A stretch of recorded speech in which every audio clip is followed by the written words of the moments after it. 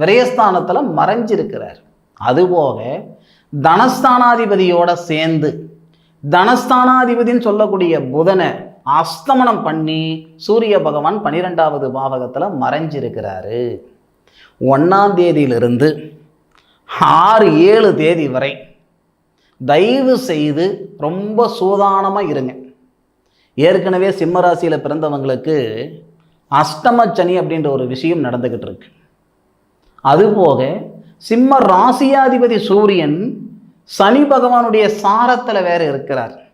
இது நமக்கு சாதகமான ஒரு பலன் தராது, பாதகமான பலனை கொடுத்துரும். வண்டி வாகனத்தில் போகும்போது சூதானமாக போங்க. முன்னாடி வர்றது மட்டும் நீங்கள் பார்க்காதீங்க, பின்னாடி வர்றது எப்படின்ட்டு கண்ணாடியில் பாருங்கள். திரும்பி பார்த்துக்கிடாதீங்க, கண்ணாடியில் பாருங்கள். கண்ணாடி வச்சு வண்டி ஓட்டுறவங்களாம் ரொம்ப கம்மியாக இருக்கிறாங்க. முடிஞ்ச அளவுக்கு வண்டி வாகனம் போக்குவரத்தில் கவனமாக இருக்கக்கூடிய காலகட்டம் சிம்ம ராசியில் பிறந்தவங்களுக்கு ஆகஸ்ட் 1ஆம் தேதியிலிருந்து ஆகஸ்ட் 7ஆம் தேதி வரை.